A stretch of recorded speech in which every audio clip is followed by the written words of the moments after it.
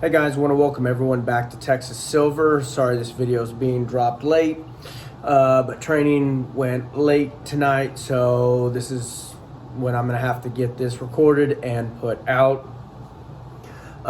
First of all, before we get started, I want to thank all my new subscribers. I had kind of dropped off the bandwagon and I hadn't been making videos for a while, but I'm back in it. And I plan to stick with it. I just had a lot going on, and I kind of needed to take a break from it, but enough about that. Also, I wanted to thank everyone that's been with me since the beginning, or if you've been with me for a while, I appreciate everyone being here. Sorry about the lighting. I literally have every light on that I can, and it's just dim in here. So before we get into this, one other thing, thank you for subscribing to the channel, but also remember you have to hit the bell notification, and you also have to hit all. That way you're notified of the next video that I drop. I had a comment in the comment section that said that they weren't being notified, so make sure that you do hit that bell, and you also have to click all. That way you're notified of every video that I drop. Thank you for all the comments, for being here, the support. I've been getting emails also from viewers, and I appreciate those. So if you have any questions that you don't want to put in the comment section, my email is down below in the description box. All right, so let's get into this. So today, Dow Jones exploded. The 10-year yield is getting slammed down. The dollar is losing strength. Gold, silver are up. And so we know what is happening. The Federal Reserve is playing their cards. They're not coming out saying that they're doing it, but we know why all this is happening. So the Fed is obviously buying bonds, and that's why this is going on. Dollar's losing strength. The bonds are coming down, the price is being slammed, so money is moving into the stock market and commodities. So I think this is what direction they've chosen. They didn't obviously have the guts to continue with selling off bonds, and they've turned around to quantitative easing again. And so how they're going to end up destroying the dollar is going to be through inflation. I don't think this can be turned around. I think we're past the point of return, a point of no return. And this is what I figured was going to happen. They didn't have the balls to do this. So they're going to be cowards, and they're just going to hyperinflate the currency away. So what's going to happen, that's why metals are going up, is because the dollar's losing strength. It's going to take more dollars to buy those commodities and other commodities. And so that's what's going to happen over time. Commodities are going to explode in price. And like I've said before on this channel, I think gold and silver are going to go to the moon. I think us seasoned stackers are going to be blown away by how high the prices for gold and silver go. So other things that I wanted to talk about, though, is it's not all about gold and silver. There's other things that you can be putting money into that are commodities, because you have to be well-rounded. I know me as a stacker, I catch myself wanting to just dump everything into metals, but there's other things that are more important. Obviously, number one is security, but I wanted to go into security a little bit more in depth, or talk about other forms of security, not just your firearms. I know not everyone can own a firearm. I know not everyone is comfortable with firearms. If you can, though, own a firearm, I would highly encourage you to go take some classes, go take some courses, exercise your rights that are given to us in the Constitution, and be responsible with those items, build those skills, and be able to protect yourself and your family and your preps. But if you can't, there's other things you can look into. You can look into hand-to-hand stuff. So go take martial arts, some sort of self-defense, make yourself the weapon.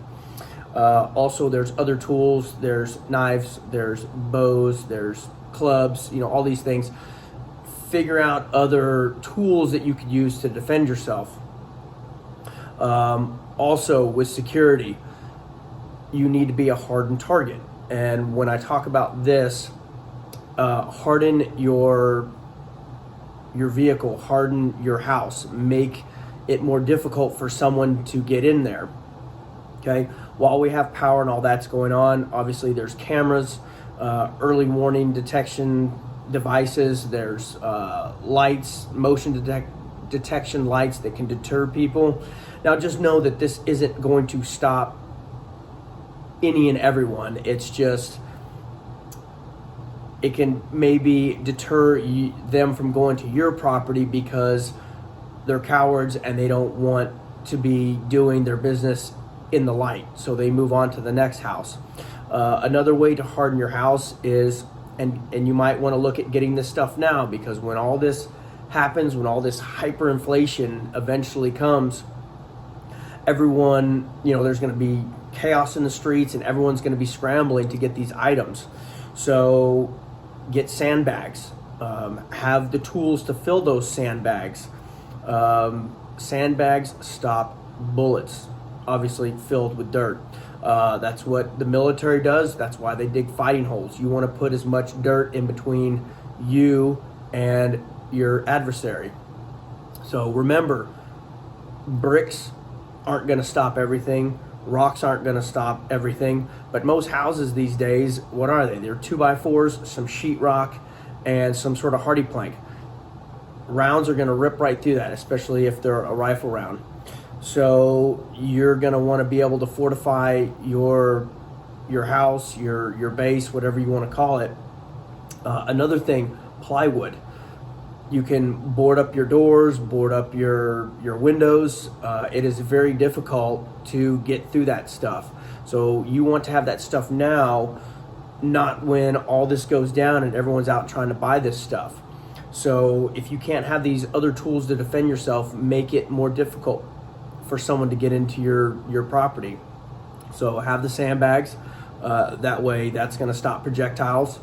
And have the screws and the tools, drills, whatever, to screw all this plywood to the windows and doors, and that'll keep, or I guess deter someone from easily breaking through your windows, throwing Molotov cocktails, whatever. Any structure can be defeated. You can get into any structure pretty much, but you want to make it more difficult. So maybe, humans are lazy by nature. So if they see a house that's boarded up and, has razor wire, look into that. Get some razor wire around your house. Maybe plant plants around your windows and stuff that have thorns. People don't want to deal with that stuff. So you can harden your property with vegetation that, has thorns that's just, nasty. If someone tries to get into your windows or whatever, they're going to run into those plants and get all torn up. So they'll move on. But if they have to go through plywood or they have to go through sandbags or whatever, they're just going to move on to the next one, hopefully. Another huge thing is a dog. Pretty much everyone should be able to own a dog. It doesn't necessarily have to be trained. Obviously those cost a lot of money, but get a big dog. One that is at least going to look scary. And again, I know it's not end all be all, but it's just one more thing. Thieves, whatever, people don't want to deal with a dog. So they see that your house is boarded up, you have a dog, you have, cactus or, whatever around your windows. They don't want to mess with that, so they're going to move on. Again, razor wire. I don't know if y'all know what I'm talking about, but it's the military wire. It's like the wire that at prisons that go around the top of the fence. I was in the military. If you've never dealt with that stuff, it is nasty stuff. Your clothes are going to get stuck in it, and I mean, If you get tangled up in that, you're literally going to have to strip down, because that wire is going to entangle all your clothing, and they're probably going to end up half naked by the time they get through that stuff, or completely naked. So that's another thing you can look into. So it's not all about, you know, your firearms, but obviously if you can own it, that's going to be your go-to. That's going to be your sure way of stopping someone. Another thing I want to talk about, and I've had questions about this in the comments, and I've talked about this before, and I'm going to keep reiterating it. I know it is super expensive, and I think a lot of times in this community it's overlooked, the importance of it. Okay? Night capabilities, to be able to fight at night. So you have night vision, you have thermals, and you also have, there's also electronic night vision. Okay. I am going to highly recommend, if you can only have one, you need a device. There's the one that I would recommend, and there's different companies that make it, is the PVS 14. It can be a handheld unit, it can clip onto a helmet, and it can also be mounted on your security item behind whatever your optic is. Okay, I would highly recommend that you get a 3rd gen plus or higher. The higher the number, obviously the better quality the item's going to be. It is not cheap, but you have to ask yourself, how much is my life worth? How much is my kids' lives worth? How much is my wife, my husband, girlfriend, fill in the blank? How much is their life worth? So make some sacrifices, and I highly recommend getting this. I have life experience with this in the military. There's a reason that the Iraqis did not want to fight us at night, because they knew that we were going to destroy them. They had no chance. So they would not attack at night. They learned in Desert Storm really quick not to mess with the Americans at night. It's a huge advantage. If you can't get night vision, look into flashlights. You always want to have a flashlight on your combat weapons, but if you can't afford the night vision, at least have some sort of way to illuminate at night, be able to fight at night. And you want it mountable to your firearm. That way if you're holding a flashlight and you have a handheld firearm or a rifle, it just makes things more difficult if you're having to hold a separate item. So have it mountable on your security. Back to the night vision thing. I do a fair amount of hog hunting, and I have buddies that come down from New York, and we do it every year. And these guys spend some serious money on night vision, as well as myself. And what we've realized, the best combination, if you can, is having thermal and having a night vision. So thermals are very good for quick acquiring heat, so body heat. So we'll go into a field and we'll scan real quick with your thermal unit, and it instantly, you know, something's out there. You don't know if you're dealing with a rabbit, a hog, a deer, cattle, whatever, but at least you get that signature really quick. And then what we'll do is we'll move towards that animal or whatever it is, and if we're not able to positively identify it, or at that point, then we'll use our night vision device to identify what animal we're dealing with.